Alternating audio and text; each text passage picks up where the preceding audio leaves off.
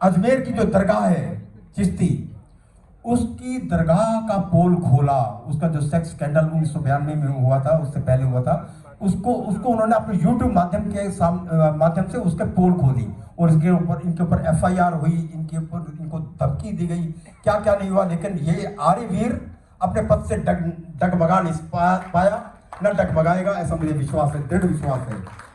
इन्होंने अभी अभी घोषणा की है कि मैं शुद्धि सभा को 51,000 रुपया अपनी तरफ से देता हूं। ये शुद्धि सभा और आर्य समाज का सत्य सनातन वैदिक धर्म का प्रचार भी कर रहे हैं, अपने जान जोखिम में भी डाल रहे हैं, और यहां पर भी समय दे रहे हैं, और साथ में अपना आर्थिक दान भी दे रहे हैं। तो ऐसे आर्यवीर हमें कहां मिलेंगे?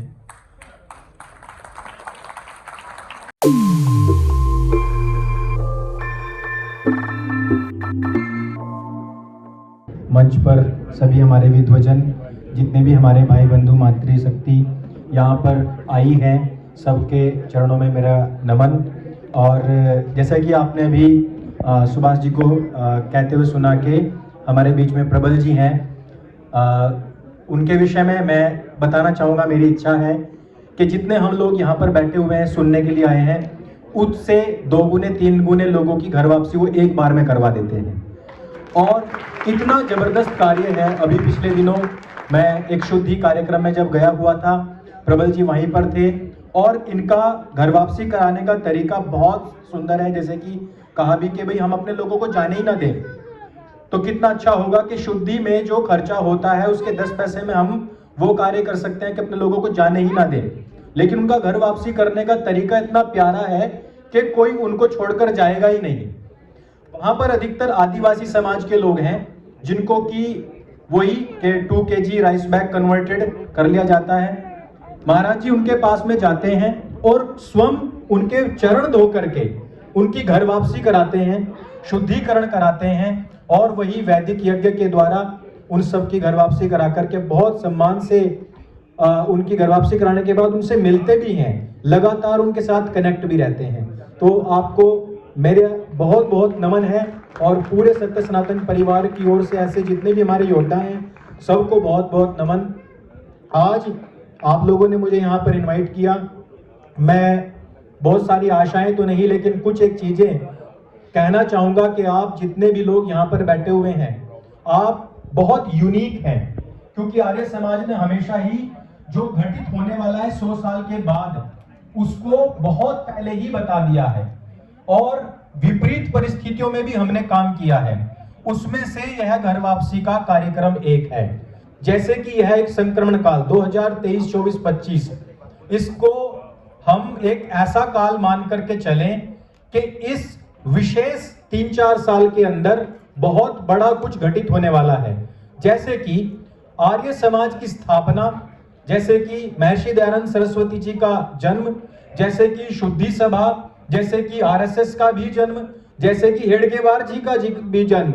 इनको 200 वर्ष, किसी को 100 वर्ष, किसी को 150 वर्ष, किसी को 125 वर्ष हो रहे हैं, और वो यही काल है। इसी काल के दौरान ही हम सब लोग अगर यहाँ पर एकत्रित हैं, तो यह मेरा कर्तव्य बनता है कि यहाँ पर हम एक ऐसा संदेश लेकर के जाएं ताकि हम भविष्य में भी कार्य बहुत अच्छे तरीके से कर सकें। आर्य समाज के जो शुद्धि कार्यक्रम है उनको देखिए आप, आज की तारीख में भी लोग कैसे फॉलो कर रहे हैं। अगर उत्तर प्रदेश की सरकार या किसी भी अन्य राज्य की सरकार, जैसे कि अभी इन्होंने कहा कि भाई औरंगाबाद का नाम चेंज करके और अब जो है संभाजी नगर कर दिया गया है, ये भी तो एक घर वापसी है, ये भी एक शुद्धिकरण है, और सरकारें यह कार्य कर रही हैं। आर्य समाज उस सेना की भांति है जो अपने इस संपूर्ण हिंदू समाज की, सनातन समाज की रक्षार्थ एक बौद्धिक सैनिक बन करके खड़ा हुआ था। परंतु क्या आज हमारे लोग अपने बालक बालिकाओं को ऐसा बौद्धिक सैनिक बनाने के लिए अग्रसर हो रहे हैं? क्या हमारे बालक बालिका गुरुकुलों में पढ़ रहे हैं? क्या उस प्रकार के जो विचार होने चाहिए थे, क्या वो प्राप्त कर रहे हैं? नहीं कर रहे हैं। शुद्धि सभा, मैं तो निवेदन करूंगा कि आपने जितनी भी शुद्धियां करी हैं, और अगर उनका जितना भी आपके पास में रिकॉर्ड है, अगली बार जब भी आप कार्यक्रम करें, और मैं चाहूंगा कि हर साल करें, और उनकी एक डॉक्यूमेंट्री बनाएं, और सबसे पहले उसको यहाँ पर प्रदर्शित भी करें। आप नाम भले किसी के ना बताएं, इन विपरीत परिस्थितियों में कार्य आप समझिए कि आज मुझे नहीं पता कि आप लोगों ने ये 2 अक्टूबर क्यों चुना है, पर मेरे लिए अच्छा है, सब्जेक्ट मिल गया है। आज एक ऐसे दुरात्मा गाजी का जन्म दिवस है कि जो एक इतना बड़ा एहसान फरामोश व्यक्ति के भी विनय जी बता रहे थे कि उसका खुद का लड़का अपनी ही बेटी से निकाह करने के लिए मुसलमान बन गया। उसकी पत्नी रोजाना आकर के आर्य समाज के कोड़े खड़ी हो जाती थी, बोले कि मेरे बेटे वापस ले आओ, वापस ले आओ। उस आर्य समाज ने उसकी शुद्धि कराई, और जिस समय पर महर्षि जी को, स्वामी जी को जब गोली मार दी गई, तो उसी मोहनदास करमचंद गाजी ने सबसे पहली बार उस हत्यारे का समर्थन किया, उसी को भाई बताया। हम गद्दारों से घिरे हुए हैं, हम पीठ पर छुरा भोंकने वालों से घिरे हुए हैं। ऐसी विपरीत परिस्थितियों में भी हमें कार्य करना होगा। आज आर्य समाज को इग्नोर करने वाले या नकारने वाले लोगों की आज भी कमी नहीं है। आज जो केंद्र की शासन सत्ता में बैठी हुई सरकार है, जो उसकी मातृ संस्था है आरएसएस, उसकी मातृ संस्था कौन है? आर्य समाज। लेकिन उन्होंने भी इसको एक्सेप्ट नहीं किया।